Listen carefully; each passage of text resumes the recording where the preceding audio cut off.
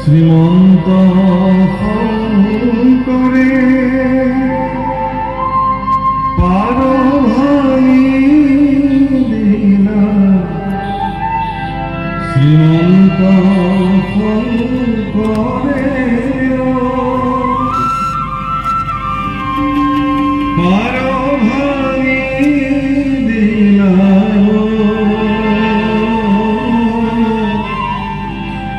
মহে ব্রহ্মাণ্ড কহে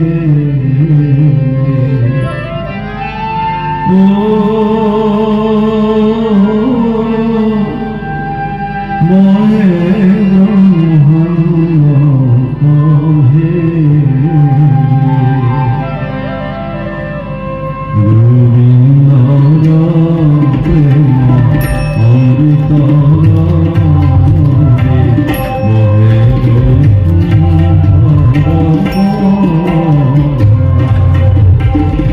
সারি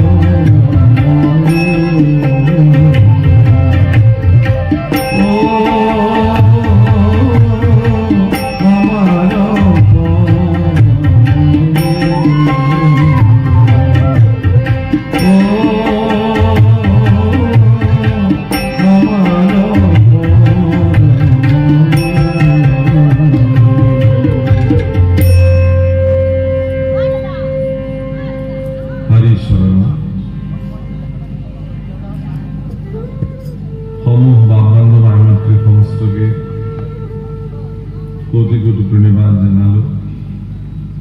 ভক্ত ভগৱান সমস্ত চৰণত সেৱা জনালো। সমস্ত গুৰুসকল সজ্জনসকলৰ প্ৰতি সেৱা নিবেদন কৰি আমি আমাৰ অনুষ্ঠান প্ৰাৰম্ভ কৰিছোঁ। কলিযুগৰ মহাফল সৎসংগ ভগৱানৰ কৃপাত ইয়াত সুলভ হৈছে।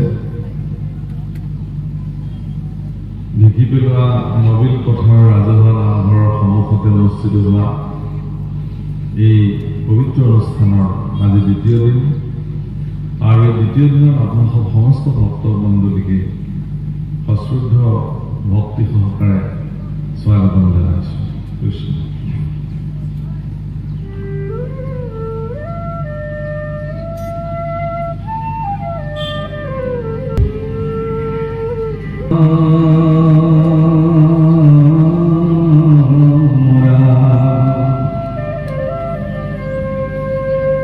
জয় জয় কৃষ্ণ কৃপা মহেশ্বর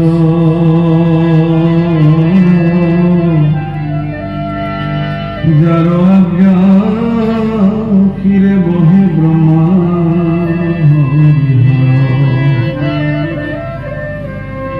রাম মৎস্য কুর্ময়াদি অংশ অবতার যার ঈশ্বর কৃষ্ণ কোটি কোটি নমস্কার।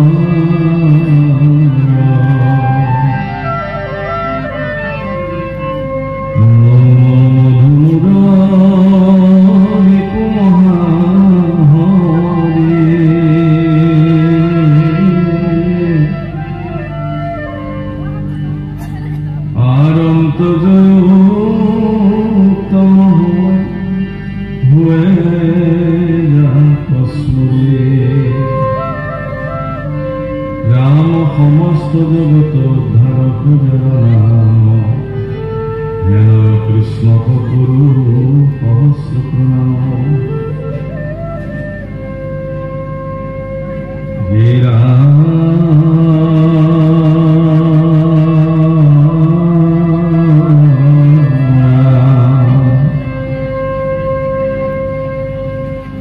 আর জয় জয় কৃষ্ণ যার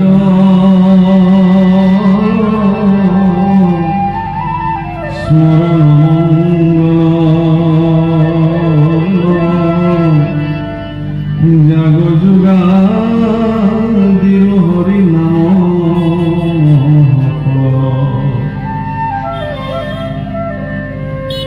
হীরা হেময় পরমানন্দ মাধব প্রণীত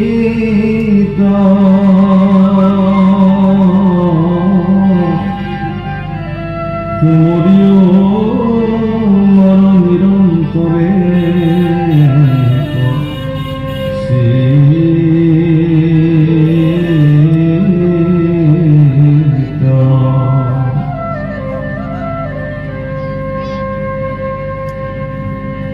আর কৃষ্ণ কথায় অমৃত কপিও সাবধানে করিও যতন যাবে প্রাণ শান্তি মানে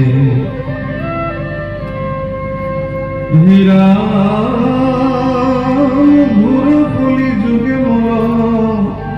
মতি মনুষ্য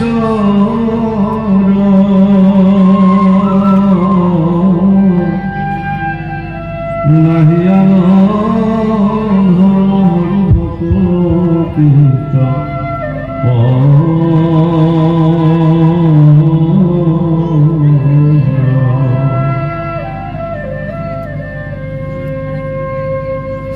জয় জয় কৃষ্ণ যার স্মরণ মঙ্গল যাক নাম স্মরণ কৰিলে সমস্ত মঙ্গল সাধন হয়।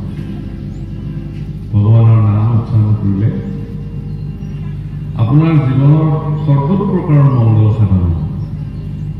সেইকাৰণে নিৰন্তৰে হৰিনাম স্মৰণ কৰিবৰ কাৰণে মহাপুৰুষে বা শাস্ত্ৰই ভাগৱতে আজ্ঞা কৰিছে।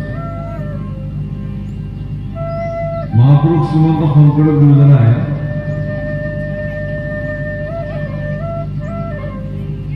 চাৰিটা বস্তু জীৱনত সংযোজিত হলে তাক মহাভাগ্যৱান বুলি কৈছে।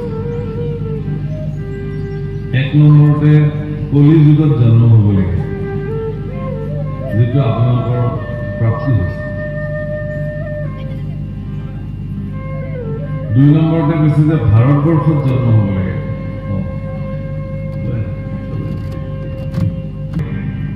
পুণ্যভূমি ভাৰতবৰ্ষ।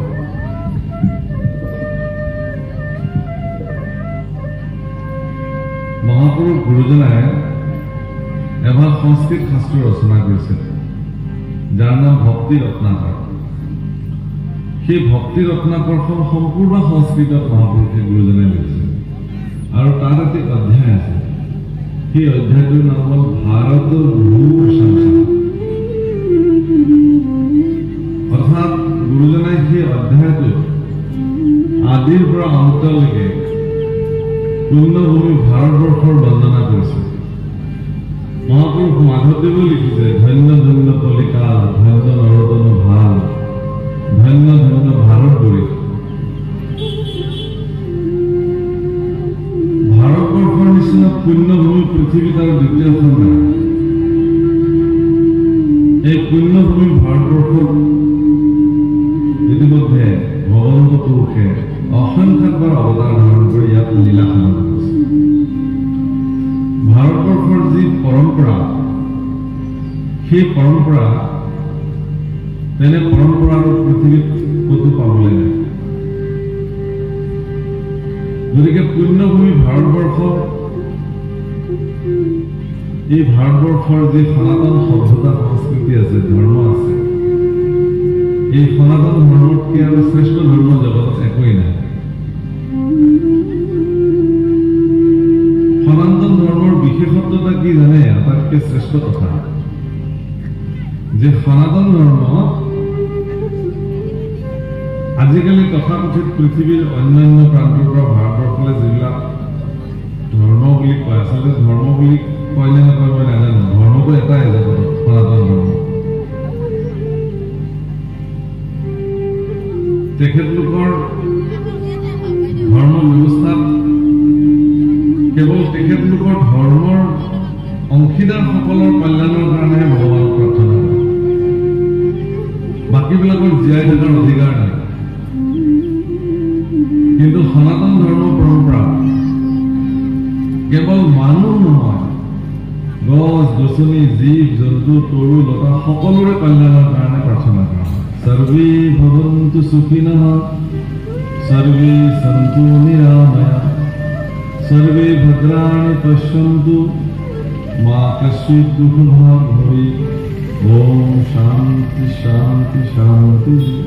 সকলোৰে ভাল হওক, সকলোৰে মংগল হওক। সকলো বুলি ক'লে মানে যিমান আছে পৃথিৱীত, মানুহ, গৰু, কুকুৰ, শিয়াল, গছ গছনি।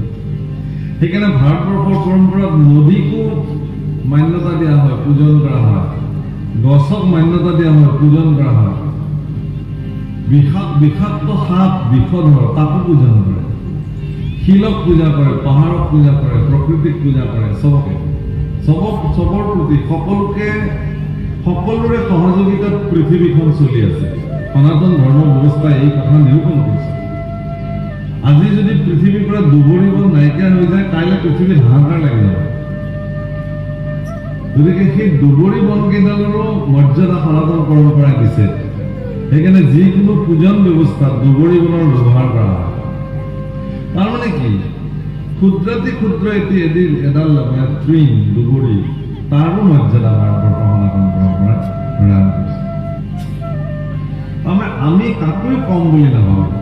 সকলোৰে ভিতৰতে আত্মাৰূপে ভগৱান বিদ্যমান আছে। আত্মগত দৃষ্টি চবকে। সেইকাৰণে সকলোৱে সকলৰ মংগল আৰু কল্যাণ কৰিবৰ কাৰণে চিন্তা কৰিব লাগে। গতিকে প্ৰথম সৌভাগ্য হ'ল তেওঁ মনুষ্য শৰীৰ পাইছে, এক, যিটো আপোনালোকে সকলোৱে পাইছো। দুৰ্লভ মনুষ্যতন, এই মনুষ্য শৰীৰটো দুৰ্লভ, পাবৰ কাৰণে নাই। এনেকুৱা এটা দুৰ্লভ শৰীৰ আমি সকলোৱে প্ৰাপ্ত হৈছোঁ আৰু ভাৰতবৰ্ষত জন্ম হৈছোঁ, কলি যুগত জন্ম হৈছোঁ আৰু চতুৰ্থটো কি বুলি কৈছে? হৰিনাম, ঈশ্বৰৰ নাম। ঈশ্বৰৰ নামেই সৰ্বশ্ৰেষ্ঠ। ৰাম নাম জগতৰ শ্ৰেষ্ঠ নাম। ভগৱানৰ যি সহস্ৰ নাম আছে, মহাপুৰুষ মাধৱদেৱে লিখিছে, জানা ৰাম নাম সহস্ৰ নামৰ তুল্য। মানে যি বিষ্ণুৰ যি সহস্ৰ নাম আছে, সেই সহস্ৰ নামৰ ভিতৰত এটা মাত্ৰ ৰাম নাম, এই সহস্ৰ নামৰ সেই গতিকে সেইকাৰণে ভাগৱতৰ প্ৰত্যেকটো সামৰণিত, পদৰ সামৰণিত মহাপুৰুষে নিৰন্তৰে বোলা ৰাম ৰাম, নিৰন্তৰে বোলা ৰাম ৰাম, নিৰন্তৰে বোলা ৰাম ৰাম এইবুলি কৈছে। শ্ৰীৰাম জয় ৰাম জয় জয় ৰাম, সকলোৱে গাব একেলগে। এইটো বিজয় মহামন্ত্ৰ, যিটো ছত্ৰপতি শিৱাজী মহাৰাজক গুৰু সামৰ্থ্য ৰামদাসজীয়ে প্ৰদান কৰিছে।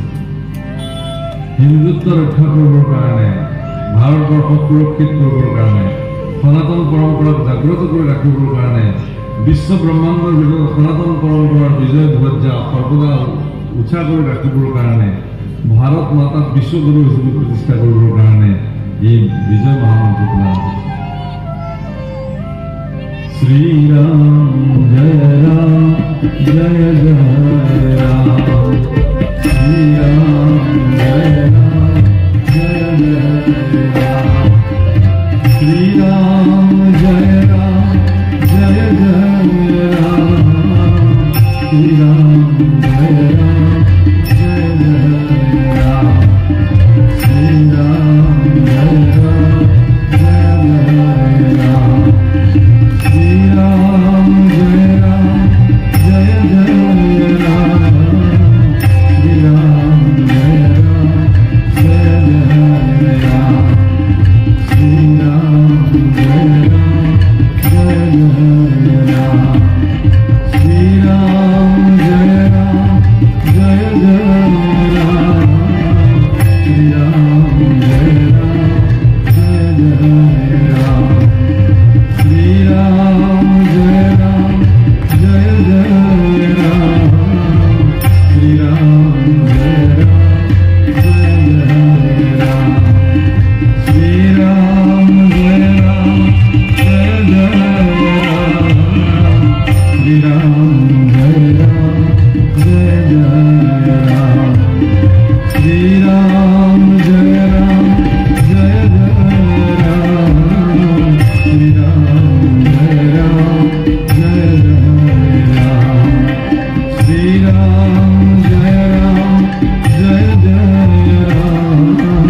শ্রীরাম জয় রাম জয় জয় রাম, শ্রীরাম জয় রাম জয় জয় রাম,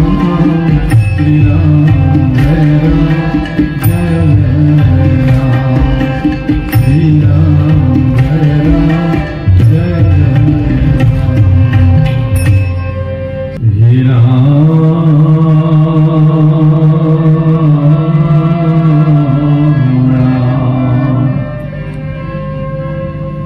আর কৃষ্ণ কথায় অমৃত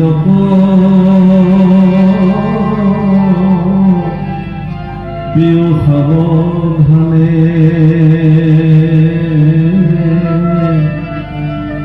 পুরিও যায় নতুন সাহাবিক্রমে।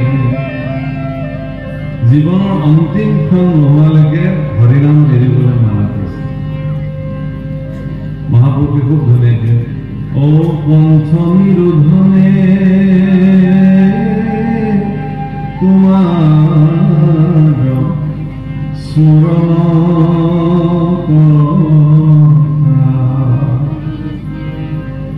যেতিয়া জীৱনৰ অন্তিম ক্ষণত বাত পিত্ত কফে আমাক আগুৰি ধৰিব, একোৱে কৰিব নোৱাৰিম, তেতিয়া অন্তত কৃষ্ণ নামষাৰ স্মৰণ কৰিব পৰা পাৰিলেও মানুহৰ জীৱনৰ কাৰণে কল্যাণ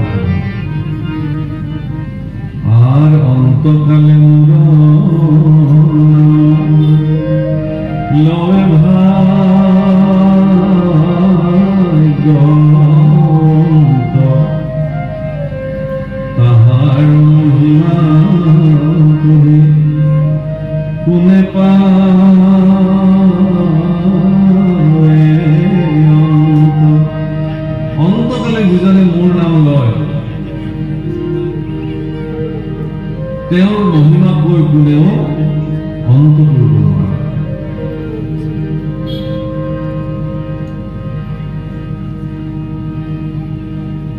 জীৱনৰ অন্তিম ক্ষণত আপুনি আয়ৰ মায়ৰ মৰিলৈকে মৰাতকে কৃষ্ণ নামেৰে মৰিব লাগে। কৃষ্ণ আনন্দ ৰাম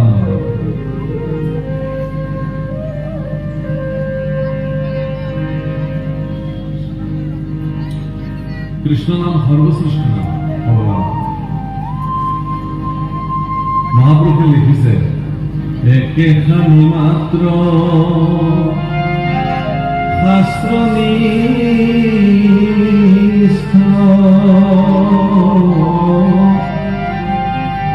অদয় কি মন্দ কৈলা যাত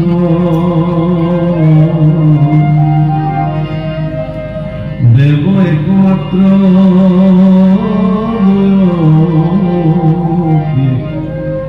দেবীৰ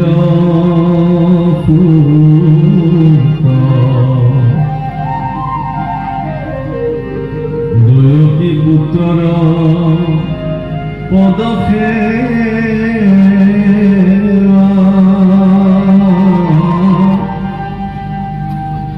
কৰ্ম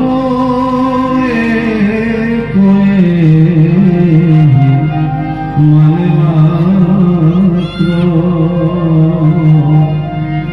মন্ত্র একতা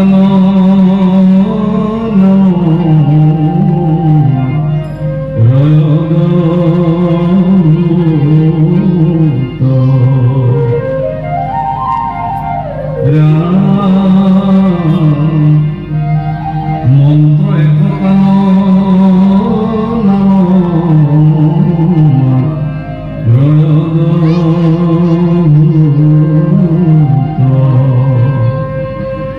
মন্ত্রদান নাম একমাত্র অদ্ভুত অদ্ভুত মন্ত্র কৃষ্ণ মন্ত্র।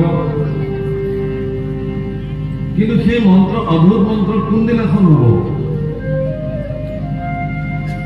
যিদিনাখন সেই নাম মন্ত্র কোনো গুৰুৰ দ্বাৰা আপুনি সিদ্ধ কৰি আপোনাৰ জীৱনত প্ৰাপ্ত কৰিব। এনেতো ৰামকৃষ্ণ নাম সকলোৱে লৈ থাকে। এনেই কৃষ্ণ নাম লোৱা আৰু এনেই ৰাম নাম লোৱাৰ আৰু গুৰুৰ প্ৰদত্ত নাম লোৱাৰ মাজত পাৰ্থক্য আছে। গুৰুৱে যেতিয়া নাম দিব আপোনাক, সেই নাম গুৰুৱে সিদ্ধ কৰি দিব আপোনাক, আৰু সেই নামৰ সিদ্ধতাৰে আপোনাক সিদ্ধ হ'বৰ কাৰণে গুৰু প্ৰেৰণা দিব। बोलिए सद्गुरु भगवान की जय। सद्गुरु भगवान गुरुदेव गुरु ब्रह्मा गुरु विष्णु गुरुदेव महेश्वर गुरु साक्षात परम ब्रह्म तस्मै श्री गुरुवे नमः। गुरु साक्षात परम ब्रह्म, गुरु ईश्वर बोली मानिब लागे, साक्षात माने ईश्वर बोली मानिब लागे। কিহৰ কাৰণে? যে মই অজ্ঞানী, মোৰ জ্ঞান চক্ষু মুকলাই তুমি দিছাহে গুৰুদেৱ ভগৱান, গতিকে তুমি মোৰ কাৰণে ভগৱান, তুমি মোৰ কাৰণে ইষ্টদেৱ, তুমি মোৰ কাৰণে সেৱাৰ পাত্ৰ।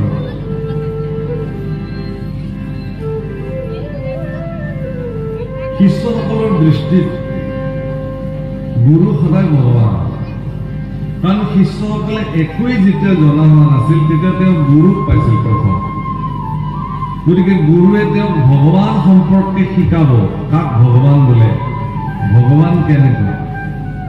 গতিকে যিদিনাখন ভগৱানৰ স্বৰূপ আপোনাক উপলব্ধি কৰাব, সেইদিনাখন আপোনাৰ দৃষ্টিত ভগৱান এটা বেলেগ সত্তা হ'ব আৰু গুৰু ভগৱান বুলি থাকে।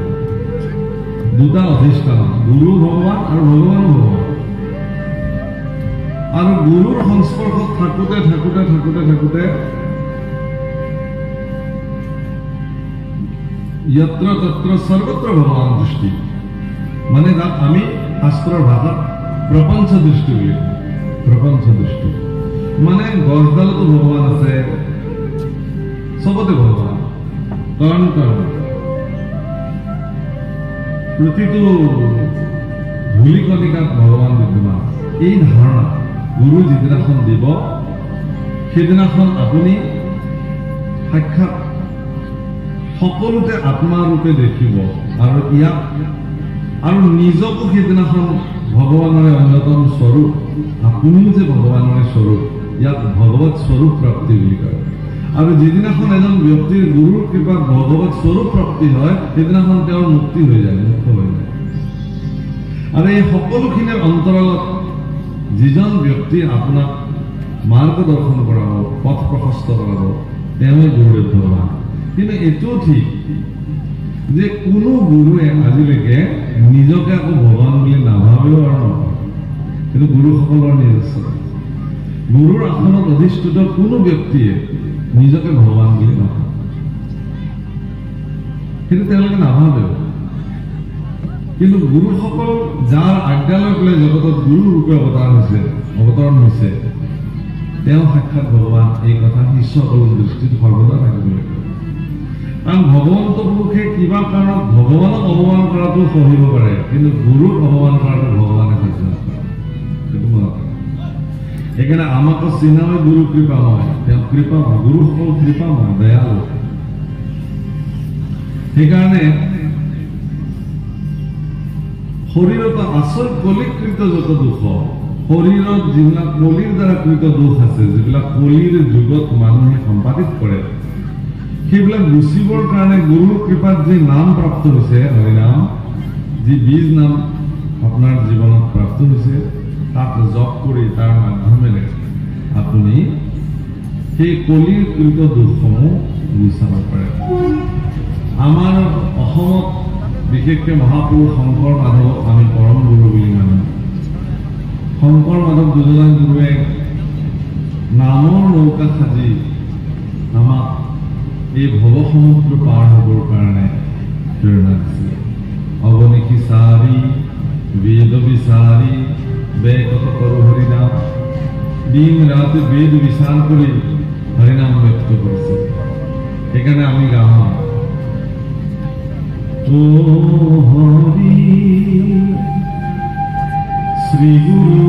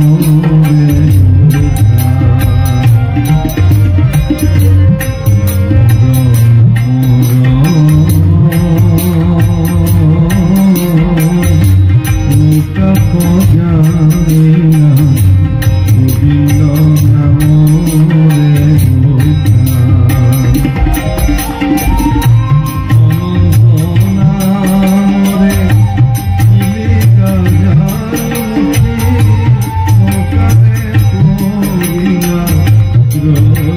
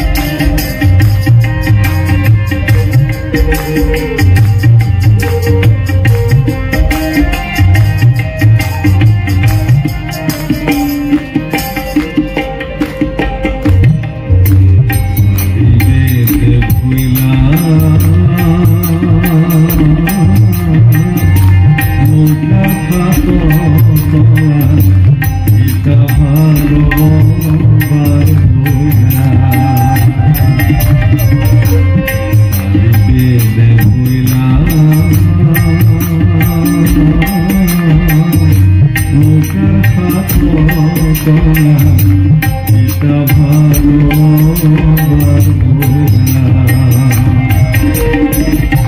কুহক যাব যার ইচ্ছায় আছে নৌকারে নদতে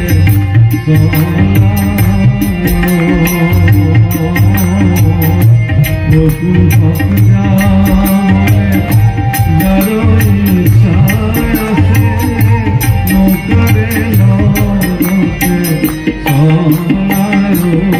হরি শ্রী গুরু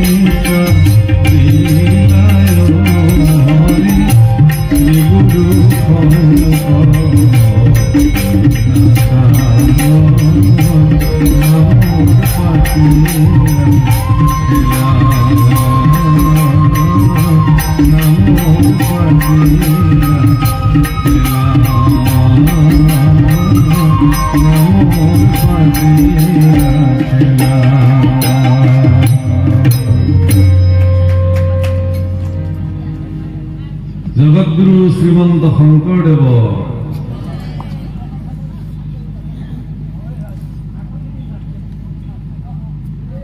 মহাপুৰুষ গুৰুজনাই এই ভৱ সমুদ্ৰ পাৰ হ'বৰ কাৰণে এখন নৌকা আমাক তৈয়াৰ কৰিলে আৰু সেই নৌকাখন নামৰ নৌকা কেৱল নামৰ মাধ্যমেৰেহে আমিবিলাকে সেই নৌকাখন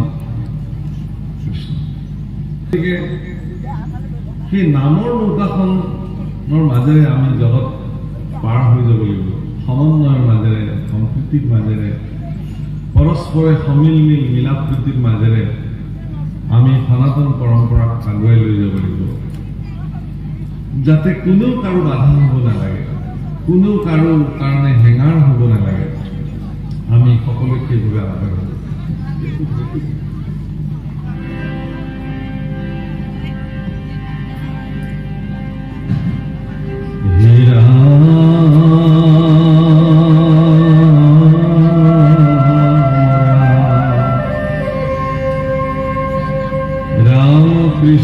চৰণে কৰি অশেষ প্ৰণতি অচ্যুতৰ কিংকৰ শংকৰ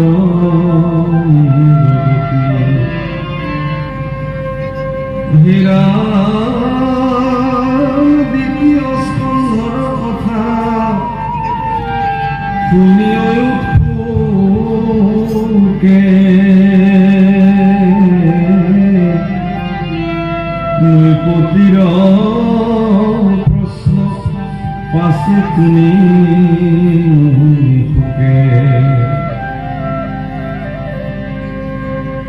আৰ কৃষ্ণ পদ পঙ্কজত হৃদয়ত ধৰি বিলন্ত সিদ্ধান্ত তাংক সাধু কৰি হেৰা ধন্য নৰপতিমতী উত্তম তোমাৰ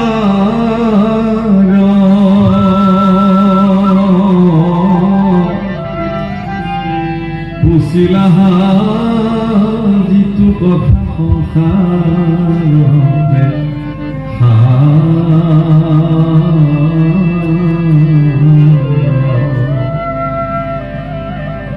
মহাৰাজ পৰীক্ষিতে গুৰুদেৱ ভগৱান শুকদেৱৰ প্ৰতি যি প্ৰশ্ন নিবেদন কৰিছিল সেই প্ৰশ্নৰ সিদ্ধান্ত উত্তৰ গুৰুদেৱ ভগৱান শুকদেৱে প্ৰদান কৰিছে। কাক প্ৰদান কৰিছে? মহাৰাজ পৰীক্ষিত। আৰু এইবুলি কৈছে যে হে ৰাজন, তুমি যি প্ৰশ্ন সুধিছা সেইটো কেৱল তোমাৰ কাৰণে প্ৰয়োজন এনে নহয়। পুছিলাহা যিটো কথা সংসাৰতে খাৰ সমস্ত জগতৰ কাৰণে এই প্ৰশ্ন প্ৰয়োজন আছে, এই উত্তৰৰ প্ৰয়োজন আছে। প্ৰশ্ন কি আছিল? মুৰিয়ামানস্য কিম কাৰ্যম, মৃত্যুমুখী লোকৰ কি কাম? বাছ এইটোৱে প্ৰশ্ন, এটা সৰু প্ৰশ্ন। হে গুৰুদেৱ, মই মৃত্যুমুখী, 7 দিনৰ ভিতৰত মোক কাল তক্ষকে দংশন কৰিব আমাক শৃংগীয়ে মোক অভিশাপ দিছে। গতিকে মই যিহেতু 7 দিনৰ ভিতৰত ইহলীলা সম্বৰণ কৰিব লাগিব, গতিকে মই মোৰ এই 7 দিনৰ ভিতৰত মনুষ্যৰ শ্ৰেষ্ঠ কৰ্ম কি সাধন কৰিব লাগিব, এই কথা মোৰ এটা সৰু প্ৰশ্ন। মৃয়মানস্য কিম কাৰ্যম, মৃত্যুমুখী লোকৰ কি কাম? প্ৰভুসকল, পৰীক্ষিত মৃত্যুমুখী আছিল কাৰণে পৰীক্ষিতৰ এই কথা শুনিবলৈ গৰজ কৰিছিল। আপোনালোকৰ কি গৰজ কৰিছে এইবোৰ কথা শুনিব? আছে জানো গৰজ? পৰীক্ষিত গৰজ শব্দটো ব্যৱহাৰ হয়নে ইয়াতে? হয়নে? আমাৰ আজিকালি অসমীয়া শব্দবিলাক আমাৰ অসমীয়া ল'ৰা ছোৱালীক ব্যৱহাৰ নকৰা হয়। মোৰ এনে কি গৰজ কৰিছে বুলি কয় নহয়, আহক মোৰ লগত যাওঁ। মোৰনো এনে কি গৰজডাল কৰিছে মই যাবলৈ আপোনাৰ লগত? হা, গৰজ শব্দৰ অৰ্থটো হ'ল গভীৰ প্ৰয়োজন। মোৰনো কি প্ৰয়োজন আছে? কিন্তু গৰজটো সম্পূৰ্ণ অসমীয়া শব্দ এটা, বুজিছেনে? বাৰু যিয়ে নহওক, গৰজ পৰীক্ষিতৰ গৰজ কৰিছিল তেওঁ 7 দিনৰ ভিতৰত তক্ষকে তেওঁ দংশন কৰিব। আৰু আপোনাৰ মোৰ গৰজ কৰা নাই, আমাৰো গৰজ আছে। আমিও এই 7 দিনৰ ভিতৰতে যাব লাগিব এইখন জগত এৰি। তাকো কাল তক্ষকৰ প্ৰচণ্ড প্ৰভাৱত, সময়ৰ দংশনত কোনেও আমি এইবোৰ ক'ব নোৱাৰো। এই যে আজি মোৰ বাৰ্থডে, আজিকালি জন্মদিন বুলি নকয়, হেপী বাৰ্থডে, বাৰ্থডে আজি কিমান দিন হ'ল বোলে আপোনাৰ? কিমান? মোৰ আজি 20 বছৰ হ'ল, 25 বছৰ হ'ল, 30 বছৰ হ'ল। হ'ল নহয়, 30 বছৰলৈকে গ'ল। ইমান আনন্দ কৰিবলৈও নাই। আগলৈ কিমান আপুনি নাজানে, কিন্তু আগৰ হিচাপটো কাৰো হাতত নাই কিমান দিন হ'লে। আৰু আজিকালি এটা ভয়ংকৰ কাণ্ড ঘটিছে, আপোনালোকৰ মাজত যদি নাই নঘটে মই নাজানো, নঘটিবও পাৰে। আমাৰ বিশেষকৈ আমি মহানগৰীৰ বাসিন্দা গুৱাহাটীৰ, আমাৰ ইফালে মানে খুব এইটো চলিছে। বাৰ্থডে চেলিব্ৰেশ্যনৰ নামত, জন্মদিন উদযাপনৰ নামত কি কৰে? কেক কাটে, হয়নে? কেকটো কি কৰে তাতে নিজৰ নামটো যাৰ বাৰ্থডে আৰু তাৰ নামটো লিখি লৈ আগতে এনেকুৱা শাক পাচলিবিলাকত পানীলাও বেঙেনা এইবিলাকত যদি কোনোবাই ভুলক্ৰমেও ধূপৰ কাঠিডালেৰে যদি নামটো লিখি দিলে আমাৰ বুঢ়া লোকবিলাকে নাখাইছিল এইটো পেলাই দিয়া হয় এনেকে নামটো লিখিলে নগেন এনেকে লিখিলে পানীলাওটো এইটো পেলাই দিয়া বোলে কিয় বোলে এতিয়া তোকহে কাটি পানি আমি খাব লাগিল এতিয়া প্ৰতীকী অৰ্থত তেওঁ হৈ গ'ল নাম য'ত নামকৰণ কৰা হ'ল কিন্তু কেকটোততো বাচ্চাটোৰ নামটো লিখি লৈ অহা হয় বাচ্চাটোৰ হাততে এখন চুৰি দিয়া হ'ল তেওঁ নিজে আৰু তাতকে ভয়ংকৰ কথাটো কি জানে ফু মাৰি কেণ্ডেল যিটো নুমাই দিয়াৰ অমংগলীয়া এটা পৰম্পৰা ভয়ানক অমংগলীয় পৰম্পৰা এইটো আমাৰ ভাৰতবৰ্ষৰ সনাতনী পৰম্পৰা কেনেকুৱা নাই এইবিলাক ক'ৰ পৰা আহি কেনেকে সোমালে নাজানো আমি দীপ প্ৰজ্বলন কৰি দিব লাগে সহস্ৰ দীপ প্ৰজ্বলন কৰিব লাগে ভাল দিন চাকি জ্বলাই দিয়াটো মংগল চাকি নুমাই যোৱাটো অমংগল মোৰ জীৱনলৈ পোহৰ আহক আমি আলোকৰ যাত্ৰী কিন্তু মোৰ জীৱনলৈ এন্ধাৰ আহক এনেকুৱা কামনা কোনোবাই কৰে জানো জন্মদিনৰ দিনা চৌপাশে চাকি বন্তি জ্বলাই দি সুন্দৰ পৰিৱেশ পাতি যাৰ যাৰ আস্থা আছে য'ত কোনোবাই পূজা কৰে কোনোবাই হোম ব্ৰত কৰে কোনোবাই হৰিনাম কীৰ্তন কৰে সেই ধৰণে নিজৰ নিজৰ আস্থাৰে তেওঁলোকে ব্যৱস্থা কৰক ক'বলগীয়া একো নাই 10জন ভকত মাতি আনক শৰাই সঁফুৰা অৰ্পণ কৰক এষাৰ নাম গাওক গীতা পাঠ কৰক ভাগৱত পাঠ কৰক আৰু যাৰ জন্মদিন তেওঁক আমি আশীৰ্বাদ কৰাওক তিলক কৰাওক সুন্দৰকে নৱ বস্ত্ৰৰে তেওঁক অভিবাদন কৰক আৰু সকলোৱে ঘূৰি ঘূৰি আশীৰ্বাদ দিয়ক কল্যাণ আস্তু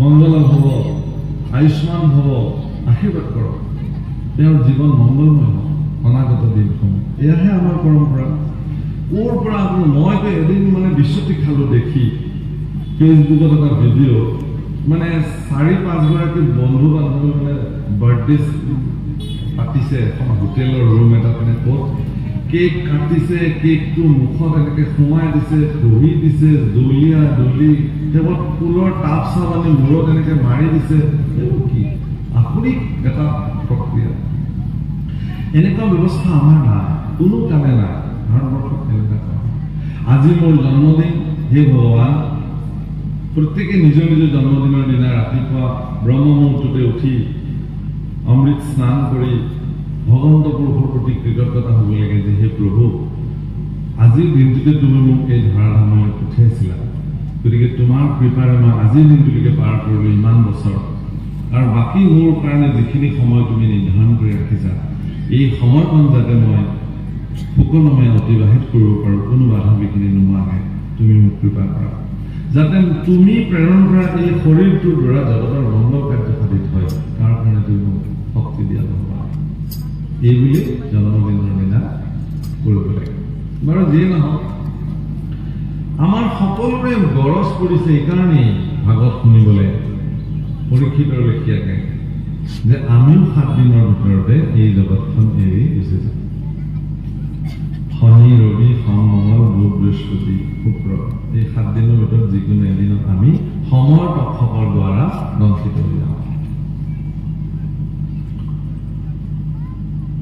সেইকাৰণে মহাৰাজ পৰীক্ষিতে প্ৰশ্ন কৰিলে ঋষিবিলাকে বিভিন্ন প্ৰক্ৰিয়া তেওঁক দিলে তেওঁ তাৰে যিকোনো এটা ব্যৱস্থা ল'বৰ কাৰণে তেওঁ উভতি আকৌ প্ৰশ্ন কৰিছিল যে হে ঋষিসকল হে গুৰুসকল যে মই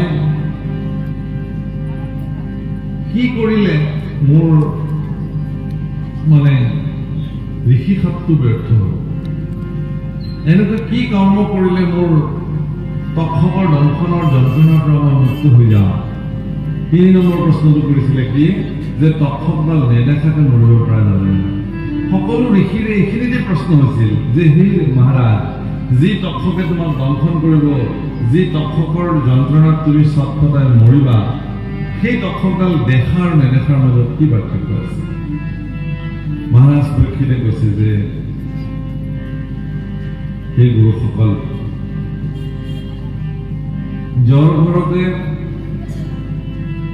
মৃত্যুৰ সময়ত এটা হৰিণ দেখি দেখি মৰিলে কাৰণে তেওঁৰ পৰৱৰ্তী জন্ম হৰিণ জন্ম প্ৰাপ্ত হৈছে। মই যদি এডাল তক্ষক দেখি দেখি মৰো তেতিয়াহ'লে মোৰ দেখোন ইয়াৰ পিছৰ জন্ম সৰ্পজনী প্ৰাপ্ত হ'ব। তেতিয়াহ'লে মই আৰু আয়াজত কৰি থাকিব লাগিব জগতলৈ। গতিকে ইয়াৰ ব্যৱস্থা সুখদেৱে কৈছে তেতিয়াহ'লে তুমি ভাগৱত শ্ৰৱণ কৰা, মই তোমাক ভাগৱত শ্ৰৱণ কৰা। আৰু সেইকাৰণে কৈছে যে এই যিটো ভাগৱত শ্ৰৱণ কৰাৰ যিটো ব্যৱস্থা, মুখৰ সাধন ইটো জগত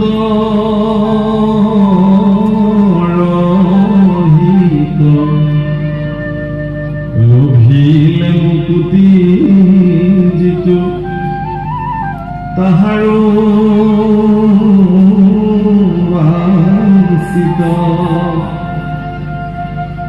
হে ৰাম নাহি জ্ঞান যাৰ জাতি ধৰ্ম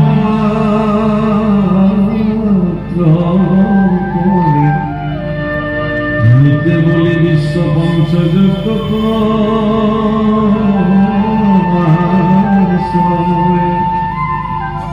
আৰ তাহাৰ শ্ৰুতব্য কথা আছে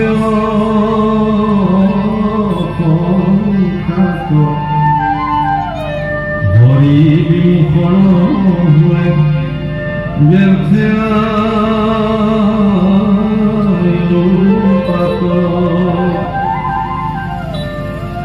হে ৰাম দিন হইলে ধন কুটুম বড় চিন্তা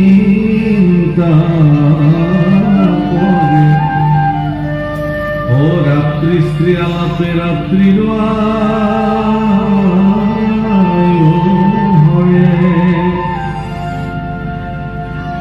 আর নিশা বিষয়ক মাত্র করে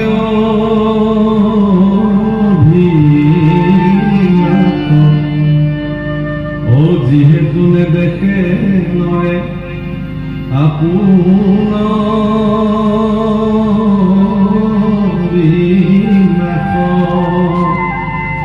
মানুহে যেতিয়া নিজৰ বিনাশটো যিহেতু নেদেখে সেইকাৰণে মানুহে ভাবে যে মই বহুকাল জীয়াই থাকিম, মই পাৰিলে অমৰে হবলৈ যত্ন কৰে মানুহে। আৰু বহুকাল জীয়াই থকাৰ মানুহৰ ইচ্ছাটো কিহৰ কাৰণে?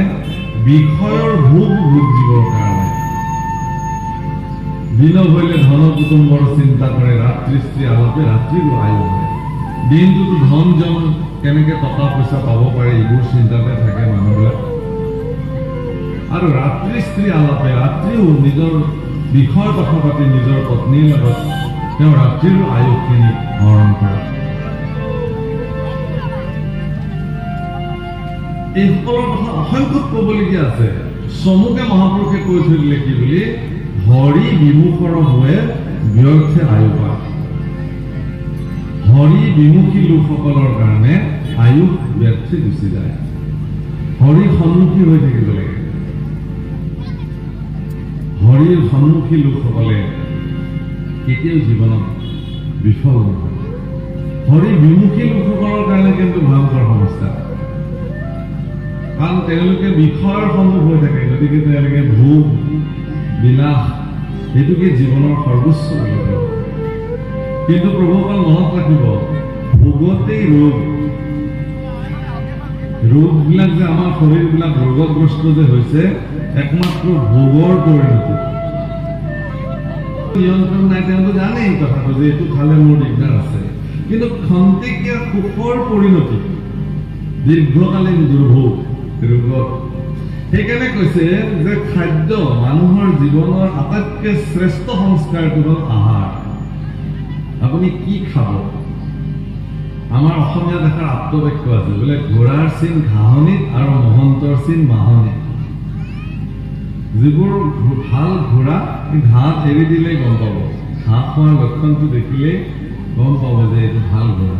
আৰু সন্তসকলৰ পৰিচয় যিবিলাক ঈশ্বৰ ভক্ত তেওঁলোকৰ পৰিচয় মাহনি মানে এডৰা মাহনিৰ মাজেৰে মানে মাহ খেতিৰ মাজেৰে যেতিয়া এজন মানুহ এগালমান পাৰ হৈ যায় মানুহবিলাকে কি কৰিব জানে ধুমধাম মাছ ছিঙিব আৰু এৰুৱাব আৰু খাই যাব কিন্তু যদি তাৰ মাজেৰে এজন সজ্জন পাৰ হৈ গৈছে তেওঁ কিন্তু মাছ নিছিঙেও আৰু নাখায় কাৰণ সজ্জনে য'তে ত'তে যেনেকে তেনেকে আহাৰ গ্ৰহণ নকৰে সজ্জনসকলৰ আহাৰ খোৱাৰ পাত্ৰ আছে নিৰ্দিষ্ট পাত্ৰত তেওঁ আহাৰ খাব নিৰ্দিষ্ট সময়ত তেওঁ আহাৰ খাব নিৰ্দিষ্টকে কৰি থোৱা তেওঁৰ জীৱনৰ সংকল্পিত আহাৰ তেওঁ গ্ৰহণ কৰিব আৰু সজ্জনসকলে যি আহাৰ গ্ৰহণ কৰিব সেই গোটেই আহাৰ গ্ৰহণ কৰাৰ আগতে তেওঁ ভগৱন্ত পুৰুষৰ আগত ভোগ লগাব মানে অৰ্পণ কৰিব ভগৱানে যিখিনি ভগৱানলৈ অৰ্পণ কৰা হয় ভোগ হিচাপে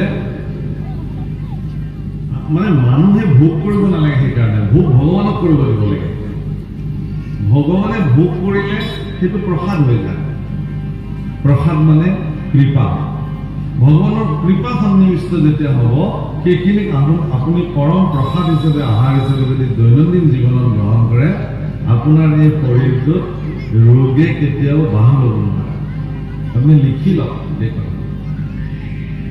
লিখি লওক যিবিলাক ব্যক্তিয়ে আহাৰক আহাৰ হিচাপে গ্ৰহণ নকৰি মানে আহাৰটো এটা ঔষধে হয় খাদ্য এটা আমাৰ শৰীৰৰ কাৰণে ঔষধে আহাৰক ঔষধৰ নিচিনাকে খাব লাগে ঔষধিৰ নিচিনা মহৌষধিৰ দৰে যিবিলাক ব্যক্তিয়ে আহাৰক ঔষধিৰ নিচিনা নাখায় তেওঁলোকৰ জীৱনত ঔষধে আহাৰ হৈ যায় এটা সময়ত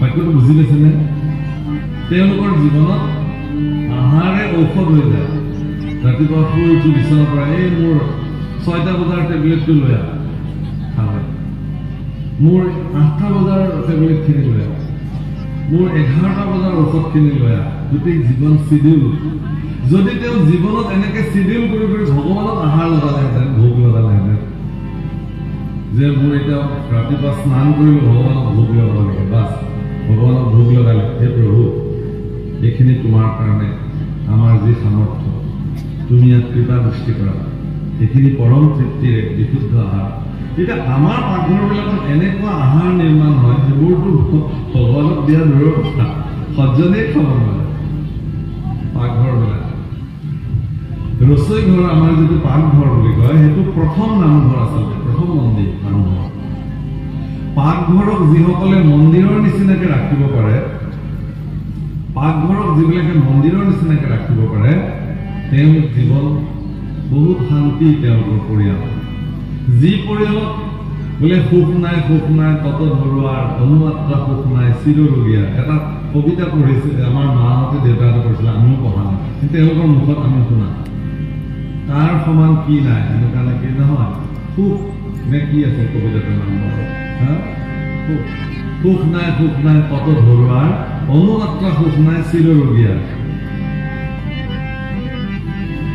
সুখ নাই যিটো সদায় গোচৰত ফুৰে মাতৃৰ অসুখ যদি পুত্ৰ থাকে দূৰে কিমান ধুনীয়া কবিতা যিজনে সদায় গোচৰত ফুৰে কেঁচালে নুগুছে তেওঁৰ জীৱনত তেওঁৰ সুখ নাই আৰু সিজনৰ সুখ নাই যদি মাতৃৰ অসুখ অথচ পুত্ৰ বহু দূৰত আছে মাতৃৰো সুখ নাই পুত্ৰৰো মোৰ মা এতিয়া অসুস্থ হৈ আছে এনেকে কব মাকেও বোলে এবাৰ বাবা অহা হলে ভাল আছিলে কাৰণ ল'ৰা অহাৰ লগে লগে তেওঁ মাতৃৰ শক্তি পাব যিগৰাকী মাতৃয়ে সন্তানৰ 10 মাহ 10 দিন গৰ্ভধাৰণ কৰি এখন যিখন যুদ্ধৰ লগত যুঁজি এটা সন্তান মাতৃয়ে প্ৰসৱ কৰে এই বেদনা সেই যন্ত্ৰণা এগৰাকী মাতৃ ব্যতিৰেকে পৃথিৱীত দ্বিতীয় কোনেও অনুভৱ কৰিব নোৱাৰে বোধ কৰোঁ আমি পুৰুষবিলাকেতো নোৱাৰোৱে আমাৰ ভগৱানে এইটো শক্তি দিয়াই নাই কিন্তু আইসকলক এই শক্তি দিছে আৰু এইটোৰ কাৰণে তেওঁলোকৰ নিজৰ ঔৰস মানে গৰ্ভত জীৱৰ সৃষ্টি কৰিব পাৰে কাৰণে শাস্ত্ৰত তেওঁলোকক দণ্ডবত বিধানেই দিয়া নাই পুৰুষসকলে সেইকাৰণে গুৰুজনক সাক্ষাৎ দেখাৰ লগে লগে সজ্জনক দেখাৰ লগে লগে নামঘৰ মন্দিৰ দেখাৰ লগে লগে দণ্ডবত প্ৰণিপাত কৰিব লাগে পুৰুষ বৰ্গৰ কিন্তু স্ত্ৰীবৰ্গই দণ্ডৱতৰ বিধান স্ত্ৰীবৰ্গৰ নাই, সেইকাৰণে যে তেওঁলোকৰ গৰ্ভত সৃষ্টি কাৰ্য সম্পাদিত ইমান মান্যতা দিছে শাস্ত্ৰই আপোনাৰ। গতিকে সেই মাতৃয়ে যেতিয়া 10 মাহ 10 দিন গৰ্ভত সন্তান ৰাখি বৰ মানে যন্ত্ৰণাৰে দিন কটাই এটা সন্তান পৃথিৱীত জন্ম দিয়ে, আৰু তাতকৈ ডাঙৰ কথাটো হ'ল কি যে সেই সন্তানটো পালন পোষণ কৰি তাক যেতিয়া স্বতন্ত্ৰ কৰালৈকে মাতৃৰ যিখিনি ত্যাগ, যিখিনি কষ্ট, সেই কথা যিবিলাক পুত্ৰ বা কন্যাই নুবুজে, সেইটো তেওঁলোক জীৱনত কেতিয়াও সফল হ'ব নোৱাৰে। মনত তেওঁ যদি বাজপেয়ী যজ্ঞ কৰে, পিতৃ মাতৃৰ সেৱা ব্যতিৰেক যদি তেওঁ যজ্ঞও সম্পাদন কৰে, তাৰো ফল একো ফল নহয়। মঠ মন্দিৰ তীৰ্থ যি নাযাওক কিয়, পিতৃ মাতৃৰ সেৱা অবিহনে তেওঁ কেতিয়াও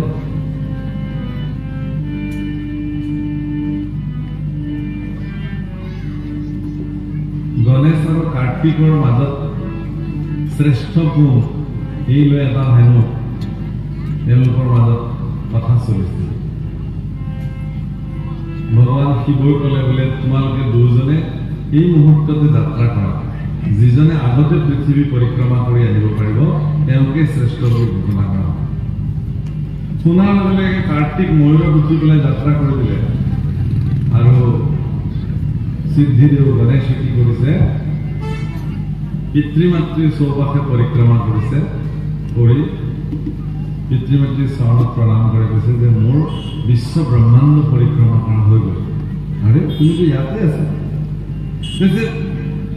তোমালোকেইতো মোৰ কাৰণে বিশ্ব ব্ৰহ্মাণ্ড, তোমালোকেই মোৰ কাৰণে পৃথিৱী, তোমালোকেই মোৰ কাৰণে সকলো, তুমি এইবছৰ ভগৱানক যি ধৰণে স্তুতি কৰা হয়, পিতৃকো কৰিছে পিতৃ মাতৃ। ধন্যবাদ। পৃথিৱীৰ সমস্ত তীৰ্থ মাতৃৰ চৰণত আছে, পৃথিৱীৰ সমস্ত পুণ্য কৰ্ম মাতৃ পিতৃৰ চৰণত আছে। গতিকে সন্তান সন্ততিয়ে এই কথা খুব গভীৰভাৱে উপলব্ধি কৰাটো প্ৰয়োজন। যদি নকৰে তেতিয়াহ'লে তেওঁলোকৰ জন্ম বিফল হ'ব। গতিকে মহাৰাজ পৰীক্ষিতেও গুৰুদেৱকে সৰ্বোচ্চ বুলি মানি ভগৱান, গতিকে তেখেতক কৈছে যে হে গুৰুদেৱ, তুমি মোক মই বিচৰা ধৰণে মূল্য মহানিশ্চতীন কাৰ্য, তাৰ উত্তৰ দিছে কৃষ্ণৰ নামেহে জনা পৰম কল্যাণ। আকৌ কৈছে কি বুলি, হীৰা আৰ নাৰায়ণ স্মৰণে পৰম মঙ্গল,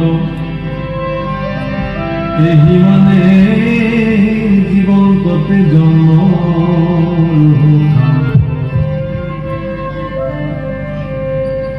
নাৰায়ণক স্মৰণ কৰাটো জীৱনৰ সৰ্বশ্ৰেষ্ঠ সফল কাম। হীৰা অন্তকালে হৰি স্মৰে, যিটো ভাগ্যৱন্ত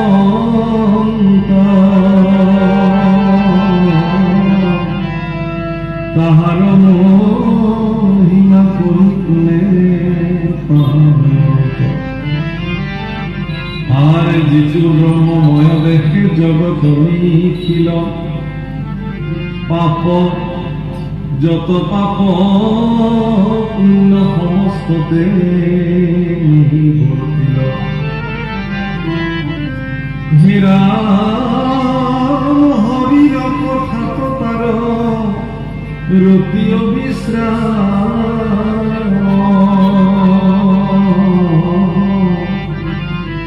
সদায় মুখতনে ৰাম কৃষ্ণ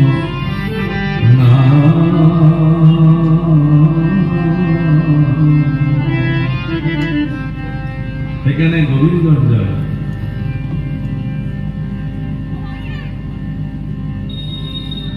গোবিন্দ জয়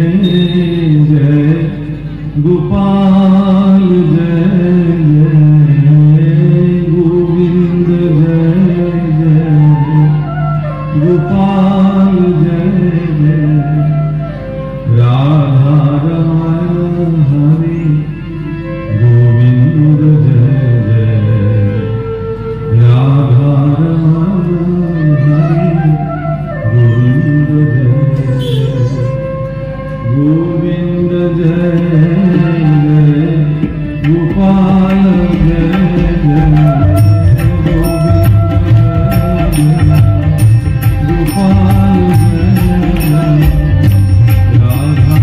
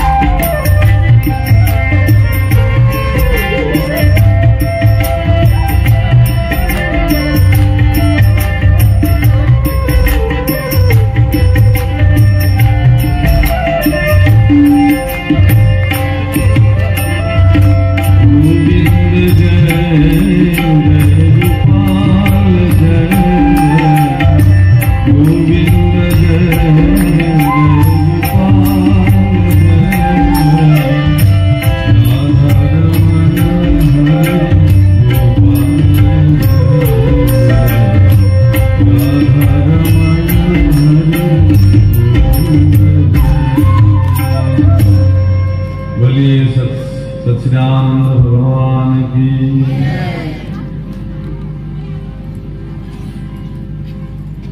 हमारे আমি আসলে গোয়ালপাড়ার নাম অরিজিনালি আমার উপরে সংকীর্তন হয় আমার যিবিলাক আমার বেঙ্গলী ভাই ভনী আছে তেওঁলোকে কৰে তাত নামৰ যিটো মহিমা ইমান সুন্দৰকৈ প্ৰকট কৰে ভাবিলে আচৰিত লাগে ভগৱানৰ নাম উচ্চাৰণৰ ক্ষেত্ৰত নাম জপৰ ক্ষেত্ৰত তেওঁলোকে কৈছে কি বুলি গোবিন্দ বলিয়ে দুবাহু তুলিয়ে নাচিয়ে বাগিয়ে হবে পাগল গোবিন্দ বলিয়ে দুবাহু তুলিয়ে নাচিয়ে বাগিয়ে হবে পাগল হরি হরি বল বল হরি বল হরি হরি বল বল হরি বল হরে নাচিয়ে বাগিয়ে হবে পাগল হরে নাচিয়ে বাগিয়ে হবে পাগল গোবিন্দ বলে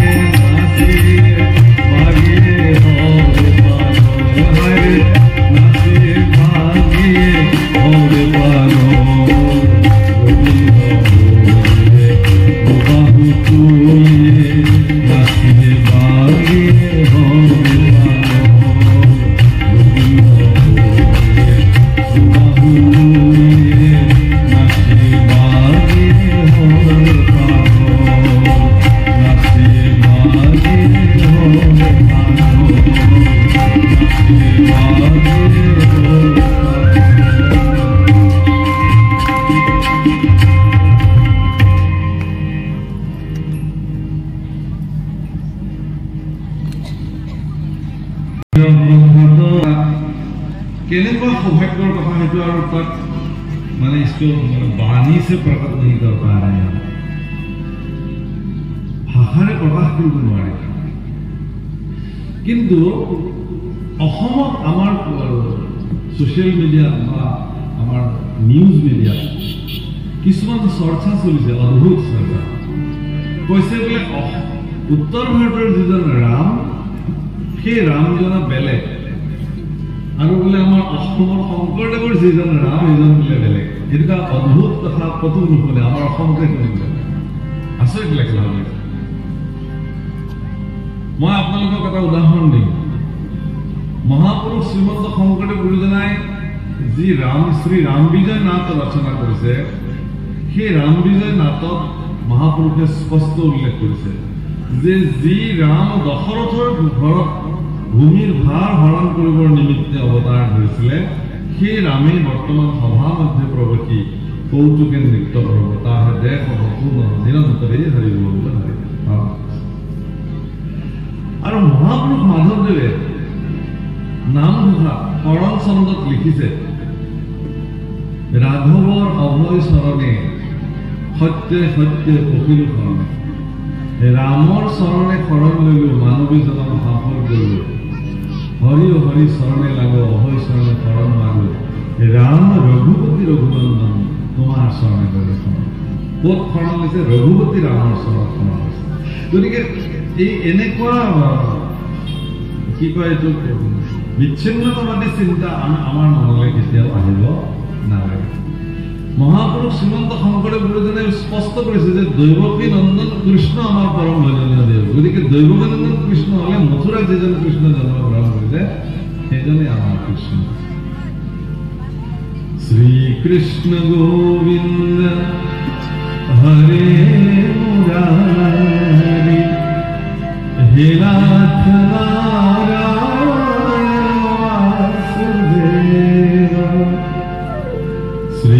Krishna Govinda Hare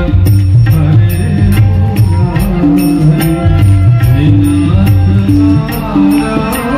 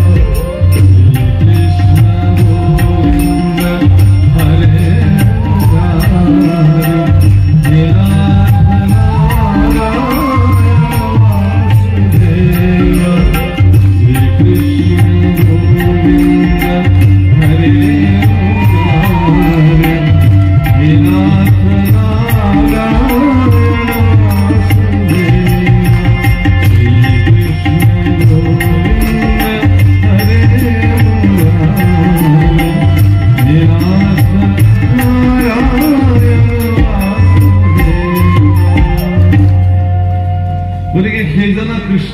Krishna Govinda Hare Murari Nath মুঠৰ ওপৰত যিসকল বিনাশী লোক আছে বিচ্ছিন্নতাবাদী লোক আছে তেওঁলোকে ভাৰতবৰ্ষৰ সনাতনী পৰম্পৰা ভাঙি চিঙি চুৰমাৰ কৰিবৰ কাৰণে যত্ন কৰিছে কিন্তু আমি দিব নোৱাৰো আমি সব এক হৈ থাকিব লাগিব সংযুক্ত হৈ থাকিব লাগিব প্ৰত্যেকৰে নিজৰ নিজৰ আস্থাৰে ভগৱানক সকলোৱে পূজা কৰিছে কোনেও কাৰো আস্থাত আঘাত দিবলগীয়া কোনো কথা নাই যোনে যেনেকে ভাল পাইছে ভগৱানক বজাৰ স্বতন্ত্ৰতা আছেতো আপুনি যি ৰাস্তাৰে ভগৱানক যাওক আপোনাৰ মুকলি আছে আমাৰ কেতিয়াও বাৰণ কৰা হোৱা নাই মহাপুৰুষ শংকৰদেৱ গুৰুজনাই কৈছে যে আপোনালোকে যদি অন্য একো কৰিব নোৱাৰে কৃষ্ণ কীৰ্তন কৰক আপোনালোকৰ জীৱন ধন্য হ'ব হৰিনাম কীৰ্তন সংকীৰ্তনৰ মহাত্মা দিছে শ্ৰী সত্যেন্দ্ৰ ঠাকুৰেও মানে হৰিনাম কীৰ্তনক মহাত্মা প্ৰদান কৰিছে গতিকে অসুবিধা একো নাই।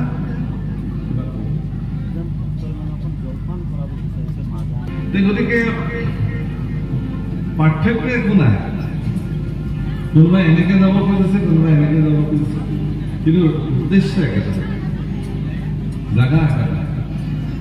আমিতো আপোনালোকক কম যে মহাপুৰুষ শংকৰদেৱৰ আদৰ্শৰে যদি আপোনালোকে প্ৰৱৰ্তিত হ'ব খোজে, তেতিয়াহ'লে কেৱল হৰিনাম কীৰ্তন কৰিলে ঈশ্বৰ প্ৰাপ্তি হয়। আৰু এইটো অত্যন্ত শ্ৰেষ্ঠ মাৰ্গ বুলি কৈছে, সৎসংগত বহি পেলাই হৰিনাম কীৰ্তন কৰাৰ মাধ্যমে। গতিকে সকলোৰ আস্থাৰ, সকলোৰ পূজ্য যি ভগৱান আছে, তেনেকে প্ৰত্যেকৰে গুৰু, নিজৰ নিজৰ গুৰুসকলৰ প্ৰতি শ্ৰদ্ধা সৰ্বদা ৰাখিব লাগিব। আমি ভাৰতবৰ্ষৰ সমস্ত গুৰুৰ প্ৰতি সৰ্বদা প্ৰণিপাত, সমস্তই নিজৰ নিজৰ স্থানত পূজ্য।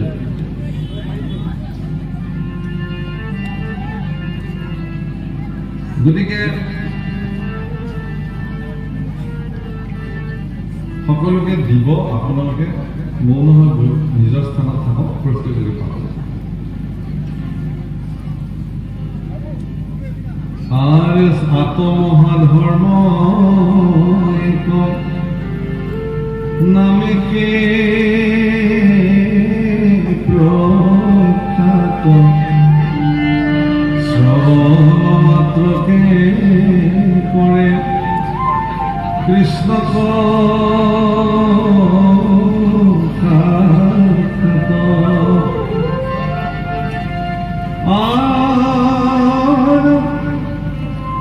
হে রাম প্রশ্ন উত্তর দেও, ভূয়ুষা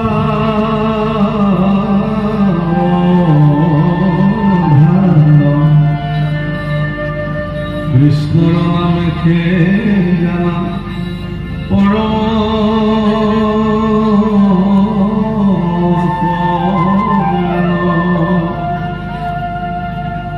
হে রাম নামে সাধে জানো যেন মতয়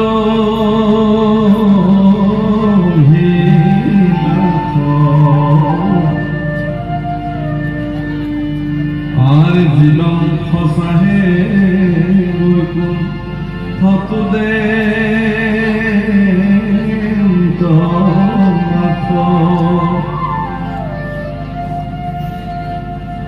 আর জ্ঞান জানিবা হরি নামে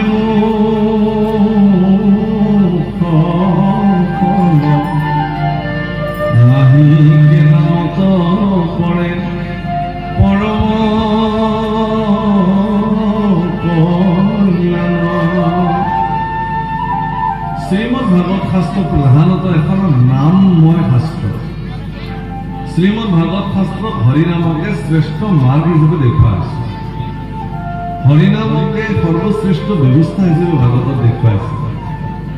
কৈছে যে নামে সাধে যাৰ যেন অভিলাষ, যাৰ যেনেকুৱা ইচ্ছা সেই অভিলাষ নামে সাধন কৰে। কোনোবাই যদি মোক্ষ বিচাৰিছে, তেওঁ বৈকুণ্ঠত স্থান দিছে ইত্যাদি। গতিকে নামৰ সাধনটো জগতৰ সৰ্বশ্ৰেষ্ঠ সাধন।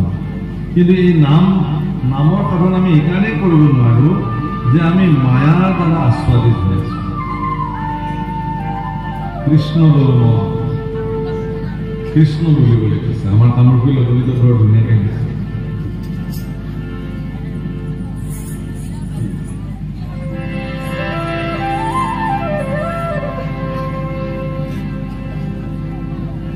মায়াতে মজিয়া মন্ত,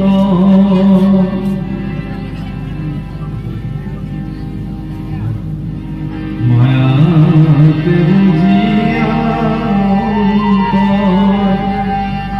বিকায় জীব কৃষ্ণ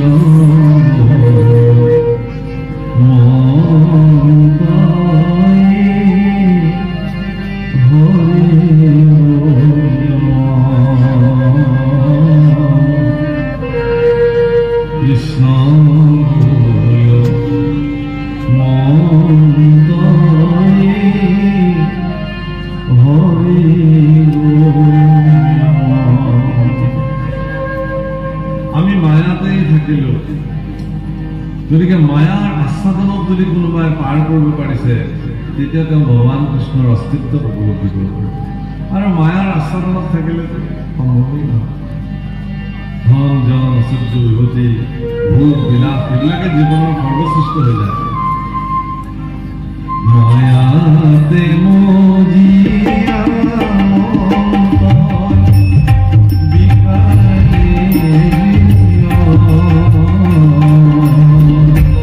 কৃষ্ণ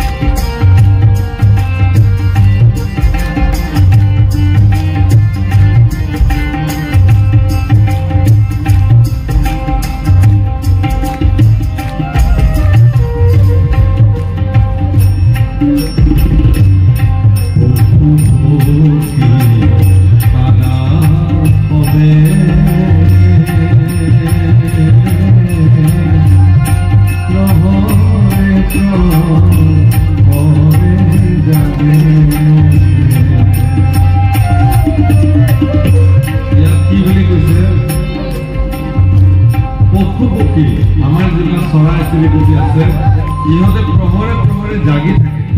আপোনালোকে যদি ৰাতি কেতিয়াবা সাৰ পাই থাকে দেখিব যে এটা নিৰ্দিষ্ট সময়ৰ মূৰে মূৰে চৰাইবিলাকে মাতি থাকে।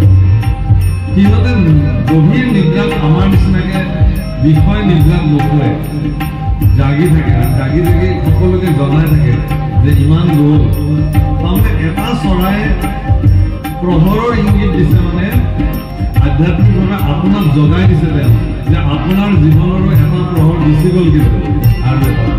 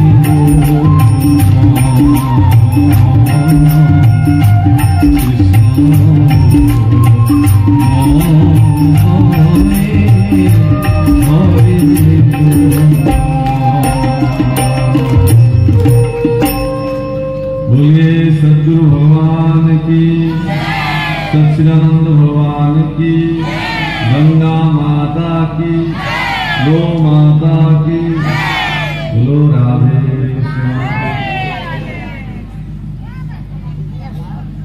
हीरा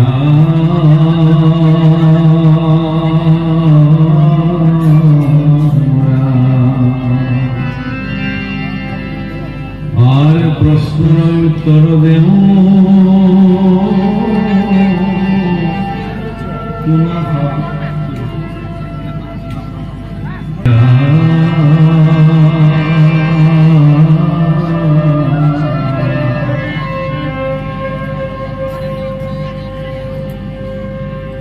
রাম নামে খাদে যার যেন মতো অভিলাষ জীবামুখ সাহেব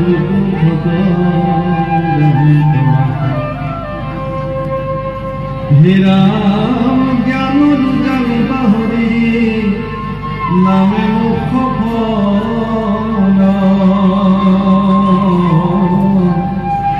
নাহি কেনা মতো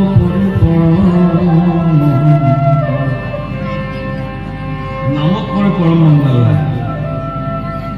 প্ৰভুসকল, যেতিয়া ভগৱান শ্ৰীৰাম যুদ্ধ কৰিবৰ কাৰণে ৰণাংগনত খালী ভৰি গৈছিলে, তেতিয়া সেইফালৰ পৰা পুষ্পক ৰথত দুৰাচাৰী ৰাৱণ আহিছিলে আৰু বিভীষণে দেখিছিলে যে প্ৰভু ৰাম খালী ভৰিয়ে গৈ আছে আৰু প্ৰভু ৰামৰ শত্ৰু ৰাৱণ পুষ্পক ৰথত আহিছে। ভক্তসকলৰ মনত ভগৱানৰ প্ৰতি যি প্ৰেম, সেই প্ৰেম কি ধৰণে প্ৰকাশ হয়? শ্ৰীৰামচন্দ্ৰ কৃপালো ভজমান হৰণ ভৱ নকঞ্জলোচন কঞ্জমুখ কঞ্জপদ কঞ্জাৰ, যাৰ চকু হল পদুম ফুলৰ দৰে, হাত দুখন পদুম ফুলৰ দৰে, ভৰি দুখনো পদুম ফুলৰ দৰে, ইমান সুকুমাৰ চৰণ তপ্ত বালিত গৈছে।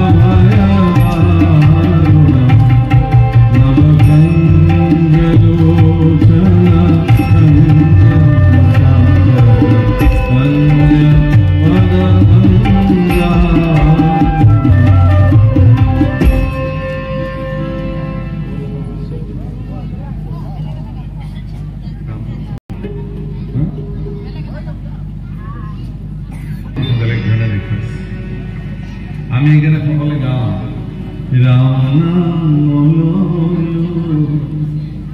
হরি নাম ভজিল কি কাম করিল আমি রাম রাম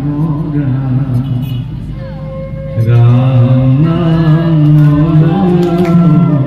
হরি নাম ভজিল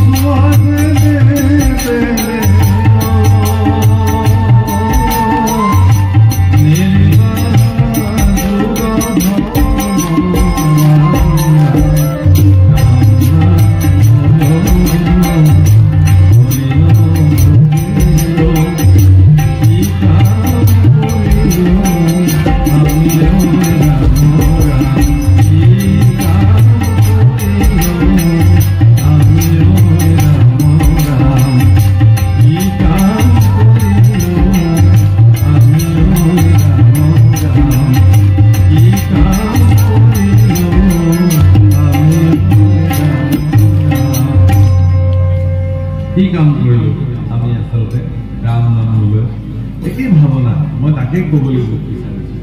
যে প্রশ্নের উত্তর তোমাক মই দিম হে রাজন হে পরীক্ষিত কৃষ্ণ নামে পরম কল্যাণ হে প্ৰভুকল ভগৱানক বুজিবৰ কাৰণে কোনো কৃত্ৰিমতাৰ প্ৰয়োজন নাই মানে আৰ্টিফিচিয়েলি ভগৱানক বুজিব নোৱাৰে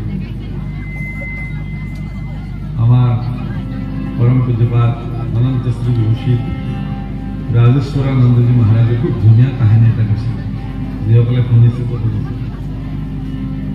বোলে এজন মানুহ আছিলে তেওঁ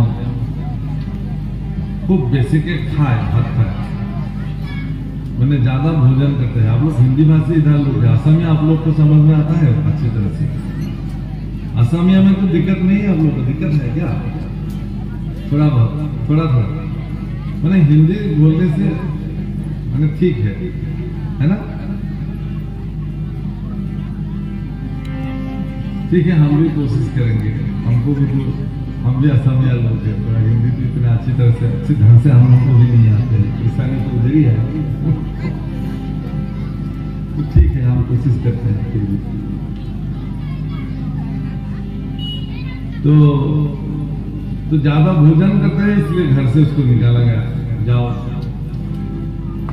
तो चले गए घर से सीताराम सीताराम सीताराम से करके चले गए तो रास्ते में एक आश्रम मिला उसको और आश्रम का जो पीठाधीश्वर है उनसे मिला और बोला कि गुरुजी हम इधर रह सकते हैं हार क्यों नहीं जरूर तो उन्होंने पूछा कि इधर खाना पीना ठीक ढंग से मिलता है कि नहीं क्योंकि उनको तो खाना से मतलब है ना ठीक ढंग से खाना चाहिए उसको अच्छी तरह से हाँ मिलता है कोई बात नहीं आप क्या करना पड़ेगा आश्रम में कुछ नहीं नाम जप करो नाम जपो बस और अपना अपना हिसाब से जो करना है वो करो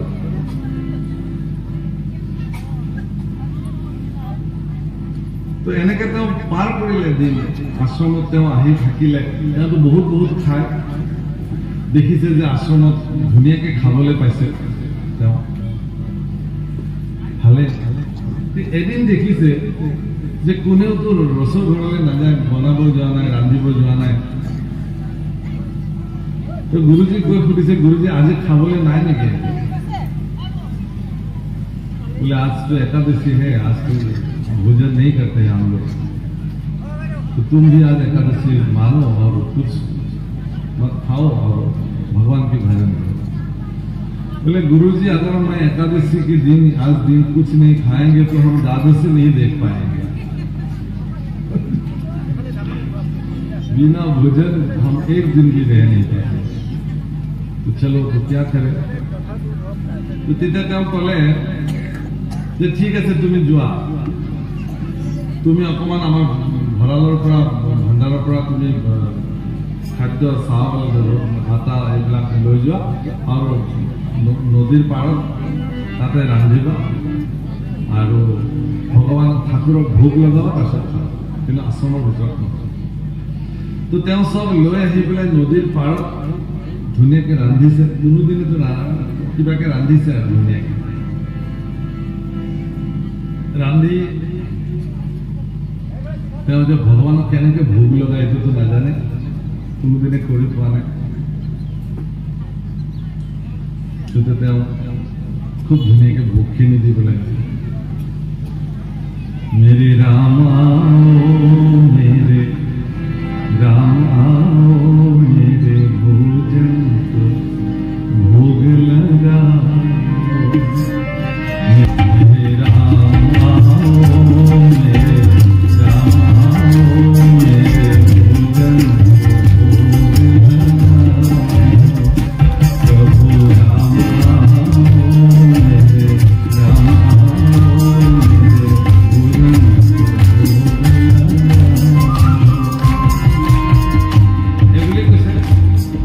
आओ बहुत এনেকে ভজন কৰিছে, ভগৱান নাহে, ঠাকুৰটো নাহে। শেষত তেওঁ কৈছে যে प्रभु आज एकादशी है, मंदिर में भी आज आपको कुछ नहीं मिलेगा, तो मैंने बस बनाया ये भोग लगाई, आप आइए। तो भगवान स्वयं प्रभु राम और सीता ही সেই স্থানত প্ৰকট হৈছে। যেতিয়া ৰাম সীতা দুজনে আহি প্ৰকট হৈছে তেতিয়া তেওঁ দেখিছে যে আৰে মোকতো গুৰুজীয়ে এজন ঠাকুৰ আহিব বুলি কৈছিলে, আহি পেলাই দুজন। গতিকে তেওঁ এবাৰ ভোগৰ ফালে চাইছে আৰু এবাৰ ঠাকুৰৰ ফালে চাইছে, কাৰণ ভোগটো দুজনৰ কাৰণে আছিল নে, ঠাকুৰৰ কাৰণে আৰু তেওঁৰ কাৰণে। প্ৰভু ৰামে বোলে কি হৈছে, কিয় হোৱা নে? কুছ নেই প্ৰভু, आप भोग ग्रहण कीजिए। फिर भी बताओ, नहीं कुछ नहीं भगवान।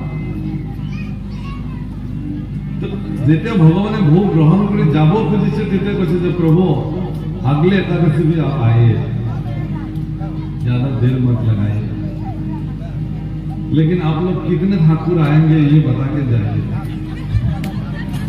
आज तो एक के लिए लाए थे और आए आप लोग दो, तो अगले बार अगर ज्यादा आ जाएंगे हमको तो भी हिसाब निकल है ना, तो ठीक है, तो भगवान चले गए। तो बाद में तो पिछले एकादशी में भी गुरु जी को बोला और भोजन लेके नदिया के किनारे चली आई। बस फिर एक ही काम अच्छी ढंग से बनाया और प्रभु की चरणों में अर्पण करके मेरे राम आओ मेरे राम आओ मेरे भोजन को भोग लगाओ, मेरे राम आओ सीता राम आओ मेरे भोजन को भोग लगाओ, सीता राम आओ प्यारे राम आओ मेरे भोजन को भोग लगाओ, मेरे राम आओ सीता राम आओ मेरे भोजन को भोग लगाओ, मेरे राम आओ सीता राम आओ मेरे भोजन को भोग लगाओ। সিদিনাখন কি হৈছে, প্ৰভু ৰাম সীতা আৰু লক্ষ্মণ तीनों पधारे। अरे आज तो तीन ठाकुर लेके आया था दोनों तीन, तो फिर क्या हुआ, जो प्रभु कौन है? भाई है लक्ष्मण। अच्छा आपका सगा भाई है? हाँ। सिर्फ भोग में भोग देख रहे हैं और भगवान ठाकुर को देख रहे हैं। 3 आ रहे हैं आज, तो कोई बात नहीं प्रभु, तो अगले एकादशी में भी आइए प्रभु, लेकिन बता के तो जाइए कितने आएंगे अगले बार। बस भगवान चले गए। तो पिछले बार एकादशी में, अगले बार जो एकादशी आने वाले हैं इसमें उसको तैयारी किया, गुरु को बोला गुरु जी आप जितने बोलते हैं ठाकुर तो ज्यादा से ज्यादा आ रहे हैं, उसको संख्या बढ़ रहा है दिन दिन, तो आज थोड़ा ज्यादा दीजिए हमको, पता नहीं कितना ठाकुर आएंगे भोजन के लिए। गुरु जी के मन में संदेह आया कि ये क्या करते हैं ये लोग, कहीं तो बाजार में जाके तो बेच तो नहीं दे। तो गुरु जी ने सिद्धांत लिया कि जब मैं भी उसको पीछे पीछे चलूंगा, वो कहाँ जाता है क्या करते हैं, तो कोई बात नहीं लेके आ ज्यादा संख्या। तो इस दिन क्या किया उन्होंने, कुछ नहीं बनाया, ऐसे ही सब जितने लाके हैं सबको आगे भगवान के चरणों में अर्पित किया। और प्रभु राम आओ, लक्ष्मण राम आओ, सीता राम आओ, भोजन भोजन प्रभु राम आओ, सीता राम आओ, भोजन भोजन प्रभु राम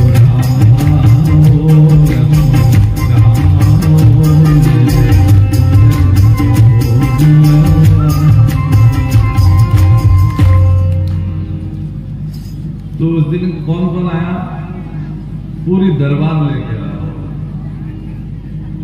राम सीता लक्ष्मण हनुमान भरत शत्रुघ्न सब एक साथ थे। अरे भोग कहाँ है बेटा, प्रभु आज नहीं बनाया, आप लोग खुद बनाएंगे, हमको तो पता नहीं आप कितने ठाकुर आने वाले हैं, इसलिए हम नहीं बनाए, लेकिन हम इसको लाए हैं, जुगाड़ करके लाए हैं। तो सीता मैया स्वयं आज भोजन के लिए चले गए।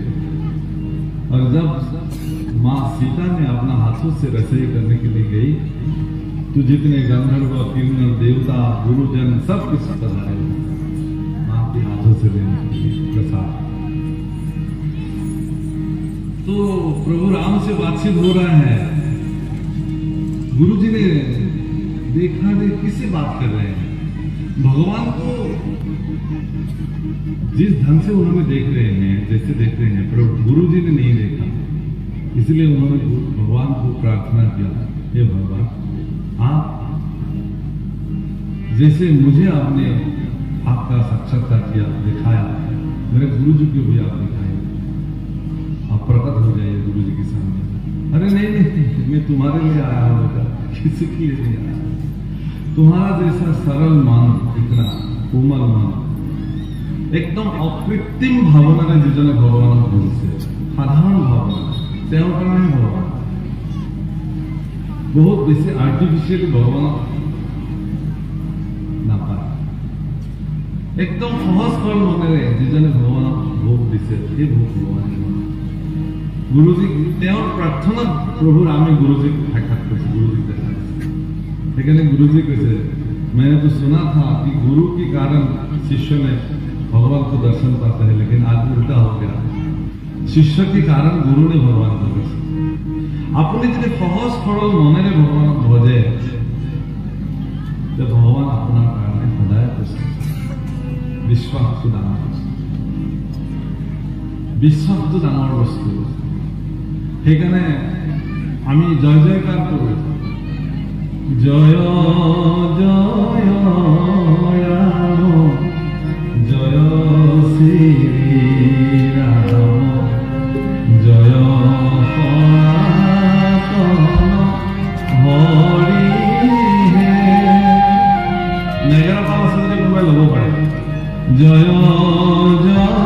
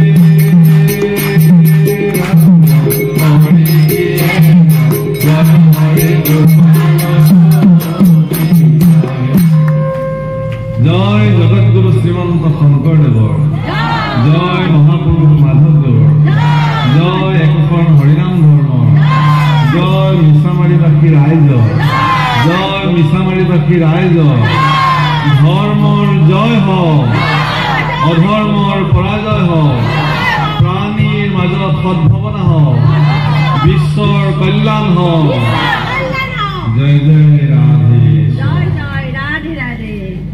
আজিৰ অনুষ্ঠান আমি ইমানতে বিৰাম দিব খুজিছোঁ কাইলৈ নিৰ্দিষ্ট সময়ত আপোনাক সবে উপস্থিত হ'ব বুলি আশা ৰাখিছোঁ আৰু কাইলৈ আমাৰ শেষ দিন গতিকে আমি আপোনালোকৰ মাজৰ পৰা কাইলৈ অনুষ্ঠান কৰি বিদায় লওঁ